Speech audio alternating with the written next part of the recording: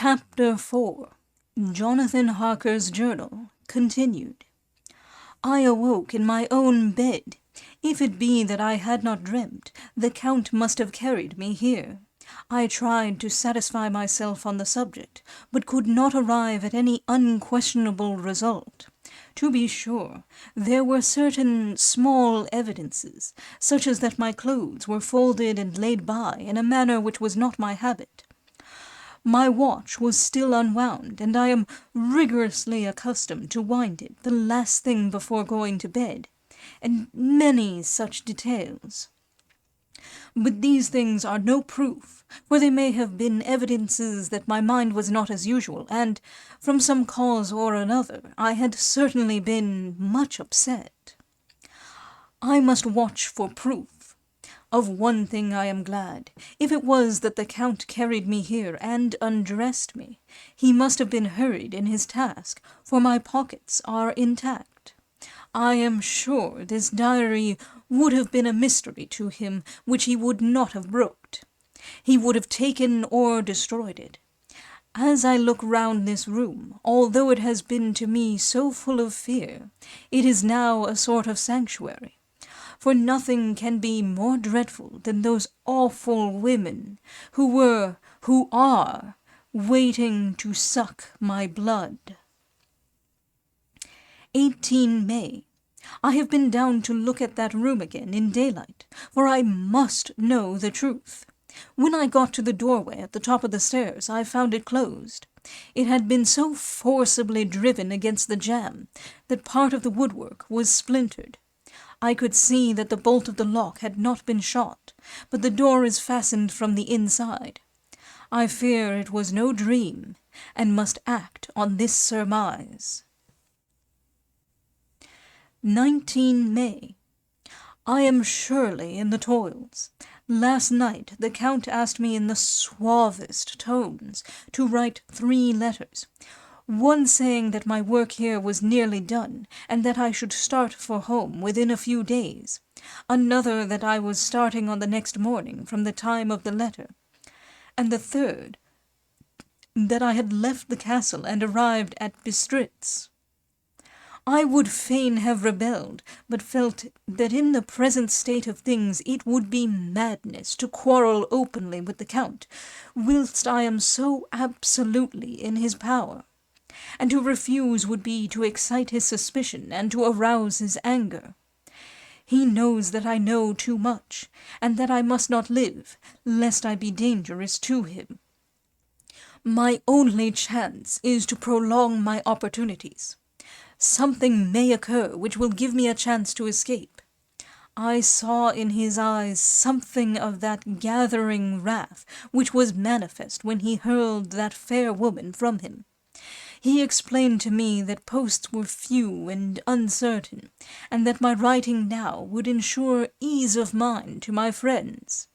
And he assured me with so much impressiveness that he would countermand the later letters, which would be held over at Bistritz until due time, in case chance would admit of my prolonging my stay, that to oppose him would have been to create new suspicion. I therefore pretended to fall in with his views, and asked him what dates I should put on the letters.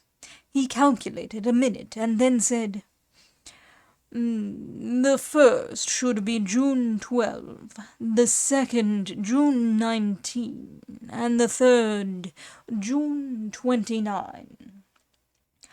I know now the span of my life. God help me!"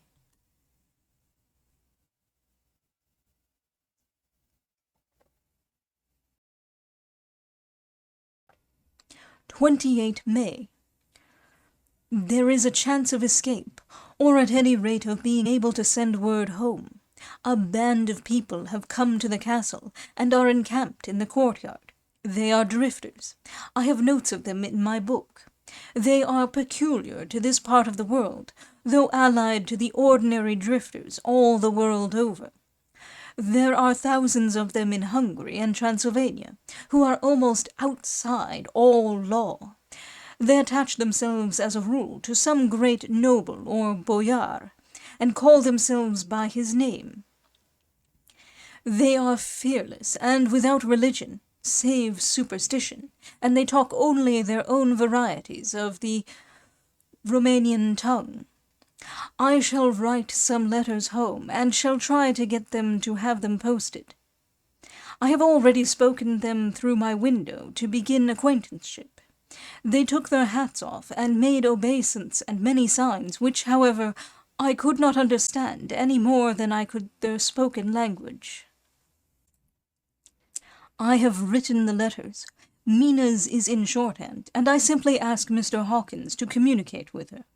To her I have explained my situation, but without the horrors which I may only surmise. It would shock and frighten her to death were I to expose my heart to her. Should the letters not carry, then the Count shall not yet know my secret, or the extent of my knowledge. I have given the letters. I threw them through the bars of my window with a gold piece, and made what signs I could to have them posted. The man who took them pressed them to his heart and bowed, and then put them in his cap. I could do no more. I stole back to the study and began to read. As the Count did not come in, I have written here. The Count has come. He sat down beside me and said in his smoothest voice as he opened 2 letters, "The Drifters has given me these, of which, though I know not whence they come, I shall, of course, take care. See." He must have looked at it. "One is from you, and to my friend Peter Hawkins. The other." Here he caught sight of the strange symbols as he opened the envelope, and the dark look came into his face, and his eyes blazed wickedly. "The other is a vile thing, an outrage upon friendship and hospitality. It is not signed. Well, so it cannot matter to us." And he calmly held letter and envelope in the flame of the lamp till they were consumed. Then he went on. "The letter to Hawkins, that I shall, of course, send on, since it is yours.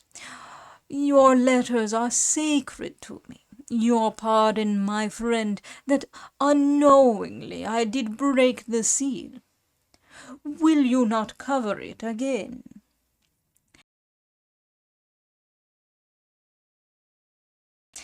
He held out the letter to me, and with a courteous bow, handed me a clean envelope. I could only redirect it and hand it to him in silence. When he went out of the room, I could hear the key turn softly. A minute later I went over and tried it, and the door was locked. When, an hour or 2 after, the Count came quietly into the room, his coming awakened me, for I had gone to sleep on the sofa. He was very courteous and very cheery in his manner, and seeing that I had been sleeping, he said, "So, my friend, you are tired. Get to bed. There is the surest rest. I may not have the pleasure to talk tonight, since there are many labors to me. But you will sleep, I pray." I passed to my room and went to bed, and, strange to say, slept without dreaming. Despair has its own calms.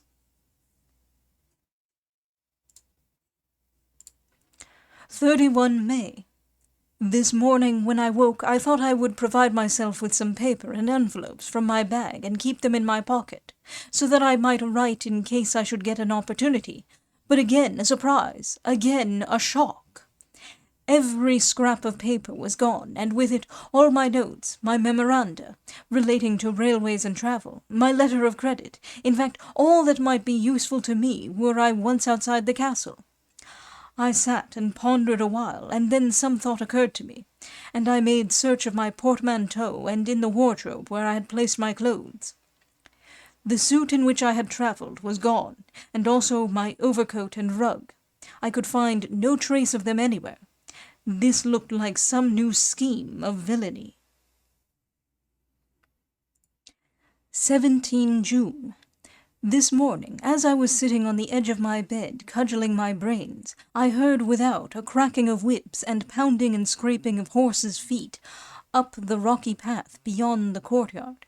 With joy I hurried to the window, and saw drive into the yard 2 great litter wagons, each drawn by 8 sturdy horses, and at the head of each pair a Slovak, with his wide hat, great nail-studded belt, dirty sheepskin, and high boots. They had also their long staves in hand. I ran to the door, intending to descend and try and join them through the main hall, as I thought that way might be opened for them. Again a shock. My door was fastened on the outside. Then I ran to the window and cried to them. They looked up at me stupidly and pointed, but just then the hetman of the drifters came out, and seeing them pointing to my window, said something, at which they laughed. Henceforth no effort of mine, no piteous cry or agonized entreaty, would make them even look at me. They resolutely turned away. The later wagons contained great square boxes, with handles of thick rope. These were evidently empty by the ease with which the Slovaks handled them, and by their resonance as they were roughly moved. When they were all unloaded and packed in a great heap in one corner of the yard, the Slovaks were given some money by the drifters, and spitting on it for luck, lazily went each to his horse's head. Shortly afterwards I heard the cracking of their whips die away in the distance. 24 June, before morning. Last night the Count left me early, and locked himself into his own room. As soon as I dared, I ran up the winding stair, and looked out of the window, which opened south. I thought I would watch for the Count, for there is something going on. The drifters are quartered somewhere in the castle, and are doing work of some kind. I know it, for now and then I hear a far-away muffled sound, as of mattock and spade, and whatever it is, it must be the end of some ruthless villainy. I had been at the window somewhat less than half an hour, when I saw something coming out of the Count's window. I drew back and watched carefully, and saw the whole man emerge. It was a new shock to me to find that he had on the suit of clothes which I had worn whilst travelling here, and slung over his shoulder the terrible bag which I had seen the women take away. There could be no doubt as to his quest, and in my garb too. This, then, is his new scheme of evil, that he will allow others to see me, as they think, so that he may both leave evidence that I have been seen in the towns or villages posting my own letters, and that any wickedness which he may do shall by the local people be attributed to me. It makes me rage to think that this can go on, and whilst I am shut up here, a veritable prisoner, but without that protection of the law which is even a criminal's right and consolation. I thought I would watch for the Count's return, and for a long time sat doggedly at the window. Then I began to notice that there were some quaint little specks floating in the rays of the moonlight. They were like the tiniest grains of dust, and they whirled round and gathered in clusters in a nebulous sort of way. I watched them with a sense of soothing, and a sort of calm stole over me. I leaned back in the embrasure in a more comfortable position, so that I could enjoy more fully the aerial gambolling. Something made me start up, a low, piteous howling of dogs somewhere far below in the valley, which was hidden from my sight. Louder it seemed to ring in my ears, and the floating motes of dust to take new shapes to the sound as they danced in the moonlight. I felt myself struggling to awake to some call of my instincts. Nay, my very soul was struggling, and my half-remembered sensibilities were striving to answer the call. I was becoming hypnotized. Quicker and quicker danced the dust. The moonbeams seemed to quiver as they went by me into the mass of gloom beyond. More and more they gathered till they seemed to take dim phantom shapes. And then I started, broad awake and in full possession of my senses, and ran screaming from the place. The phantom shapes, which were becoming gradually materialized from the moonbeams, were those of the 3 ghostly women to whom I was doomed. I fled, and felt somewhat safer in my own room, where there was no moonlight, and where the lamp was burning brightly. When a couple of hours had passed, I heard something stirring in the Count's room, something like a sharp wail quickly suppressed. And then there was silence, deep, awful silence, which chilled me. With a beating heart, I tried the door, but I was locked in my prison and could do nothing. I sat down and simply cried.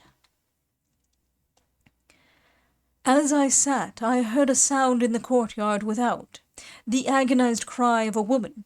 I rushed to the window, and throwing it up, peered out between the bars. There indeed was a woman with dishevelled hair, holding her hands over her heart as one distressed with running.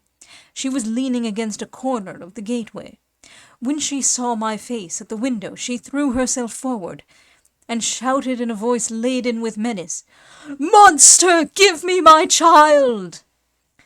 She threw herself on her knees, and raising up her hands, cried the same words in tones which wrung my heart. Then she tore her hair and beat her breast, and abandoned herself to all the violences of extravagant emotion. Finally she threw herself forward, and though I could not see her, I could hear the beating of her naked hands against the door. Somewhere high overhead, probably on the tower, I heard the voice of the Count calling in his harsh, metallic whisper. His call seemed to be answered from far and wide by the howling of wolves. Before many minutes had passed, a pack of them poured, like a pent-up dam when liberated, through the wide entrance into the courtyard. There was no cry from the woman, and the howling of the wolves was but short. Before long they streamed away singly, licking their lips. I could not pity her, for I knew now what had become of her child, and she was better dead. What shall I do? What can I do? How can I escape from this dreadful thing of night and gloom and fear?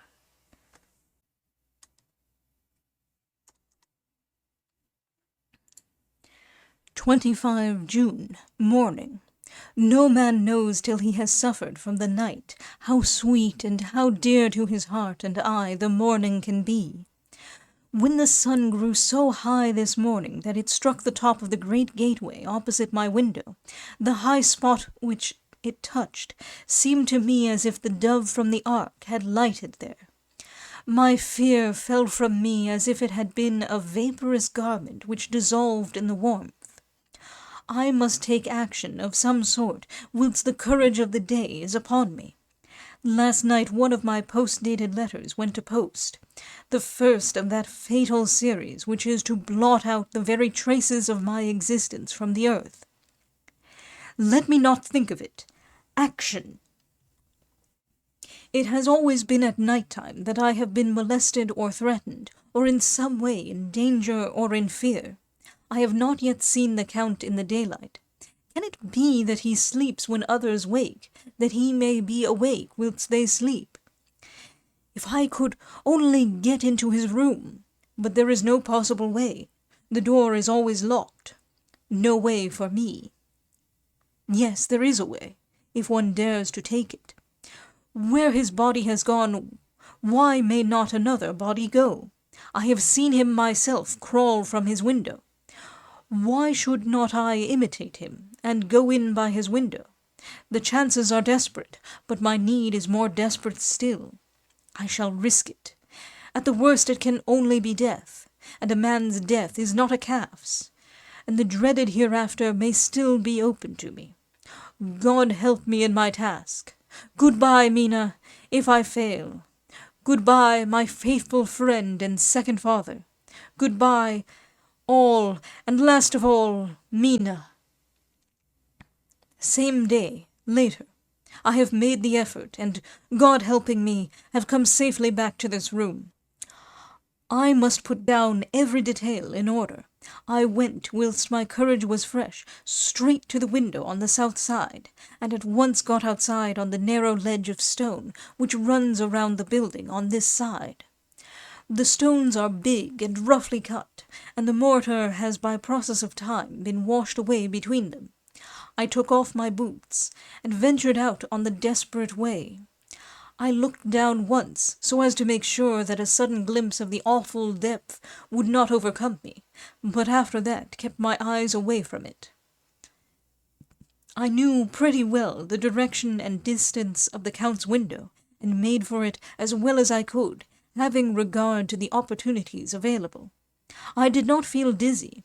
I suppose I was too excited, and the time seemed ridiculously short till I found myself standing on the window-sill and trying to raise up the sash. I was filled with agitation, however, when I bent down and slid feet foremost in through the window. Then I looked around for the Count, but with surprise and gladness made a discovery. The room was empty. It was barely furnished with odd things, which seemed to have never been used. The furniture was something the same style as that in the south rooms, and was covered with dust. I looked for the key, but it was not in the lock, and I could not find it anywhere. The only thing I found was a great heap of gold in one corner, gold of all kinds, Roman and British and Austrian and Hungarian and Greek and Turkish money, covered with a film of dust, as though it had lain long in the ground. None of it that I noticed was less than 300 years old. There were also chains and ornaments, some jewelled, but all of them old and stained. At one corner of the room was a heavy door. I tried it, for since I could not find the key of the room or the key of the outer door, which was the main object of my search, I must make further examination, or all my efforts would be in vain. It was open, and led through a stone passage to a circular stairway, which went steeply down. I descended, minding carefully where I went, for the stairs were dark, being only lit by loopholes in the heavy masonry. At the bottom there was a dark, tunnel-like passage, through which came a deathly, sickly odour, the odour of old earth newly turned. As I went through the passage, the smell grew closer and heavier. At last I pulled open a heavy door which stood ajar, and found myself in an old, ruined chapel, which had evidently been used as a graveyard. The roof was broken, and in 2 places were steps leading to vaults. But the ground had recently been dug over, and the earth placed in great wooden boxes, manifestly those which had been brought by the Slovaks. There was nobody about, and I made search for any further outlet, but there was none. Then I went over every inch of the ground, so as not to lose a chance. I went down even into the vaults, where the dim light struggled, although to do so was a dread to my very soul. Into 2 of these I went, but saw nothing except fragments of old coffins and piles of dust. In the 3rd, however, I made a discovery.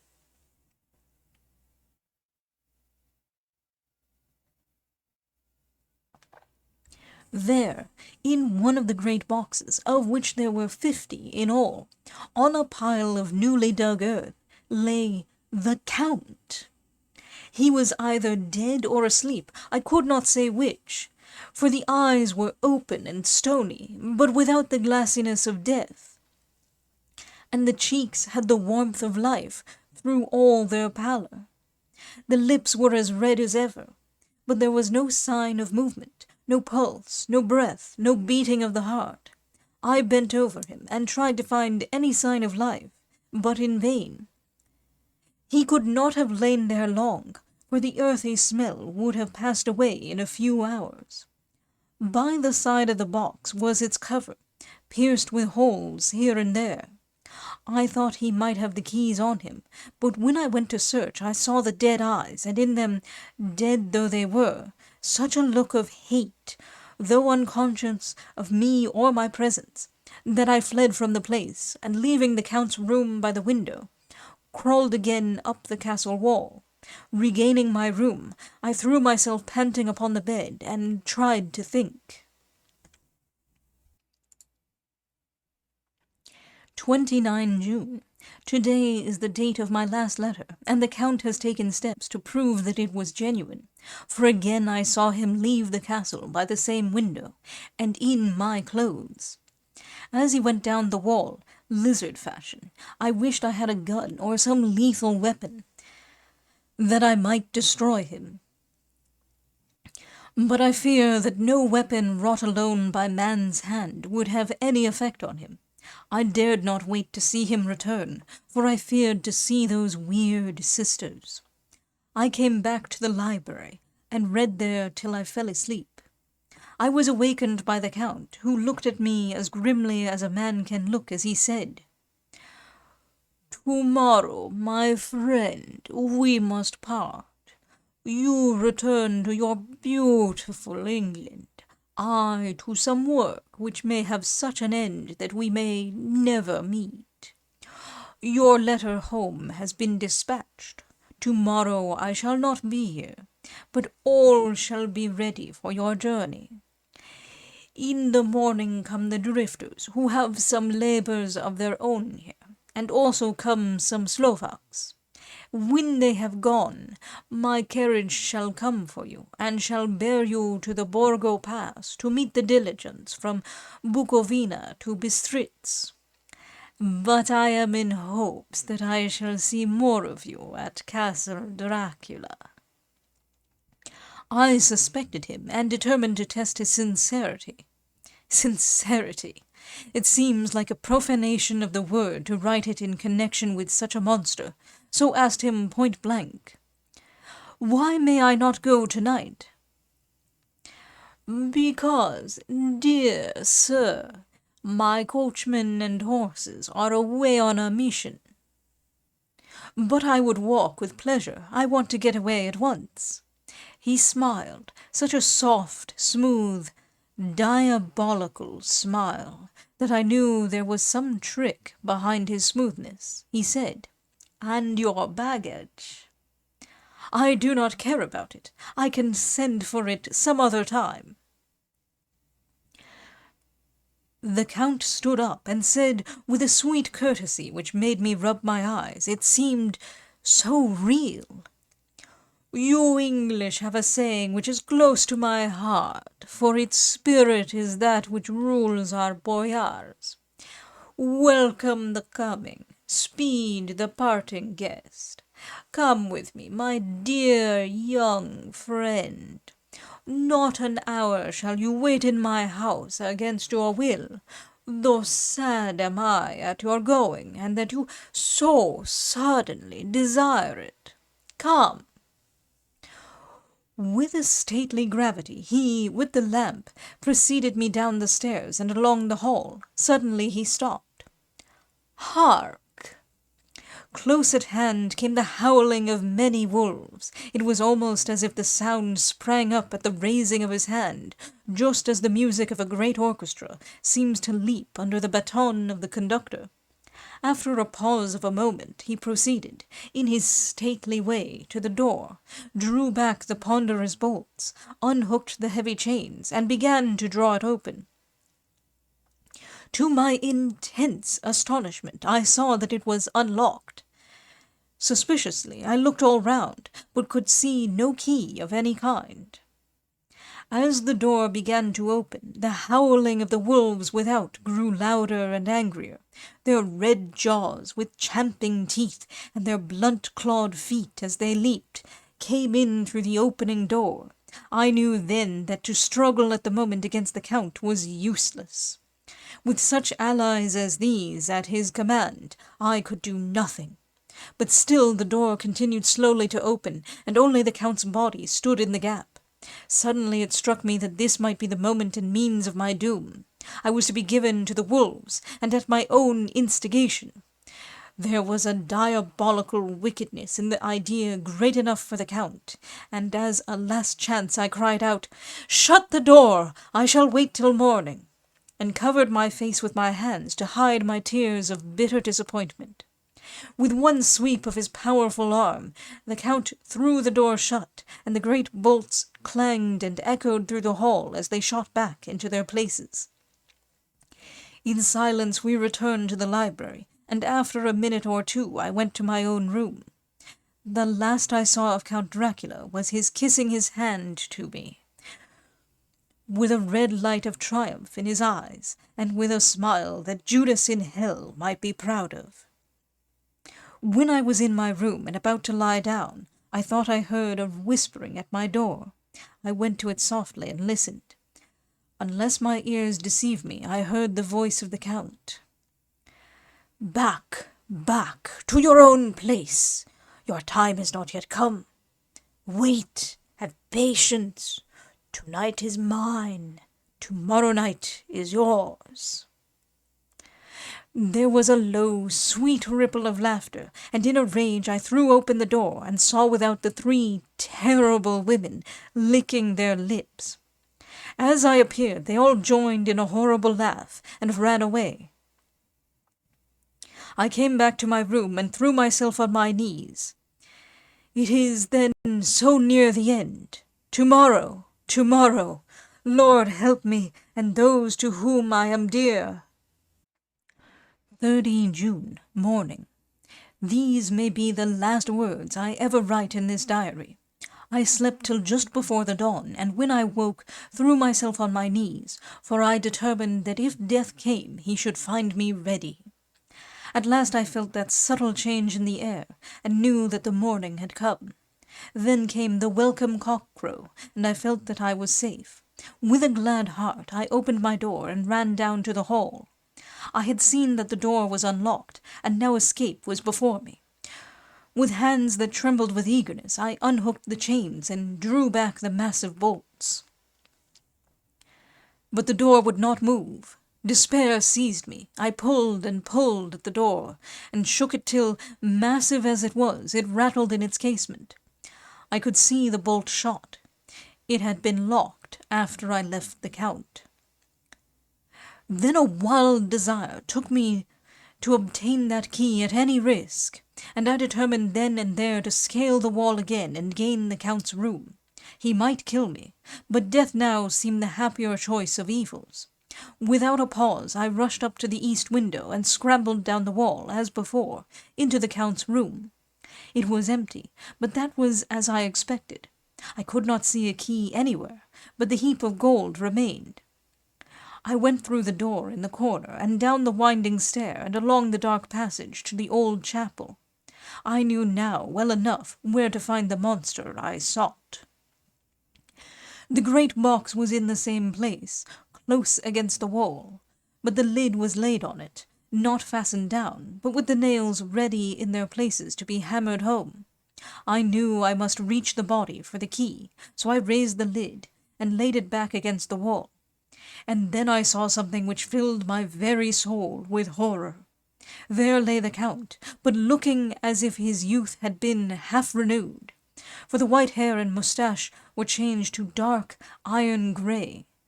The cheeks were fuller, and the white skin seemed ruby red underneath. The mouth was redder than ever, for on the lips were gouts of fresh blood, which trickled from the corners of the mouth and ran over the chin and neck. Even the deep, burning eyes seemed set amongst swollen flesh, for the lids and pouches underneath were bloated. It seemed as if the whole awful creature were simply gorged with blood. He lay like a filthy leech, exhausted with his repletion. I shuddered as I bent over to touch him, and every sense in me revolted at the contact. But I had to search, or I was lost. The coming night might see my own body a banquet in a similar way to those horrid 3. I felt all over the body, but no sign could I find of the key. Then I stopped and looked at the Count. There was a mocking smile on the bloated face which seemed to drive me mad. This was the being I was helping to transfer to London, where, perhaps, for centuries to come he might, amongst its teeming millions, satiate his lust for blood, and create a new and ever-widening circle of semi-demons to batten on the helpless. The very thought drove me mad.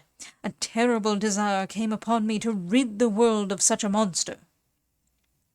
There was no lethal weapon at hand, but I seized a shovel which the workmen had been using to fill the cases, and lifting it high, struck, with the edge downward, at the hateful face.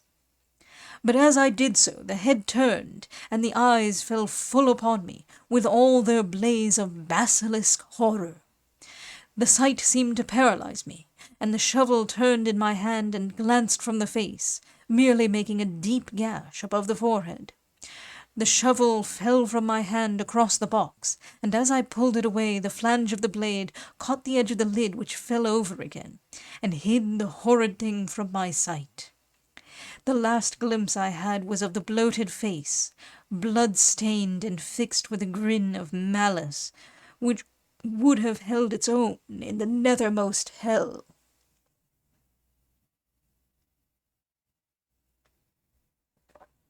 I thought and thought what should be my next move, but my brain seemed on fire, and I waited with a despairing feeling growing over me.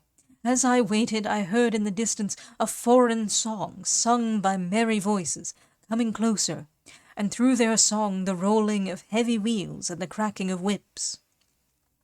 The drifters and the Slovaks of whom the Count had spoken were coming. With a last look around and at the box which contained the vile body, I ran from the place and gained the Count's room, determined to rush out at the moment the door should be opened.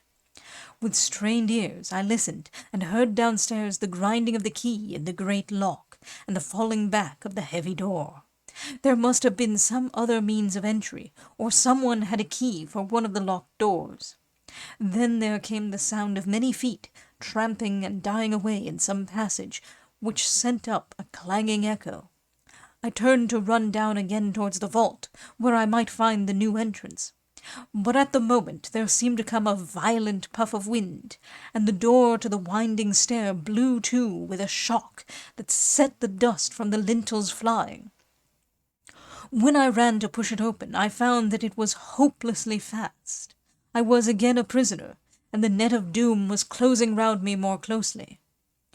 As I write, there is in the passage below a sound of many tramping feet, and the crash of weights being set down heavily. Doubtless the boxes, and their freight of earth. There is a sound of hammering. It is the box being nailed down. Now I can hear the heavy feet tramping again along the hall, with many other idle feet coming behind them. The door is shut, and the chains rattle. There is a grinding of the key in the lock. I can hear the key withdraw, then another door opens and shuts. I hear the creaking of lock and bolt. Hark! In the courtyard and down the rocky way, the roll of heavy wheels, the crack of whips, and the chorus of the men as they pass into the distance. I am alone in the castle with those awful women. Mina is a woman, and there is naught in common. They are devils of the pit. I shall not remain alone with them. I shall try to scale the castle wall farther than I have yet attempted. I shall take some of the gold with me, lest I want it later. I may find a way from this dreadful place. And then away for home, away to the quickest and nearest train, away from this cursed spot, from this cursed land, where the devil and his children still walk with earthly feet. At least God's mercy is better than that of these monsters, and the precipice is steep and high. At its foot a man may sleep, as a man. Goodbye, all. Mina!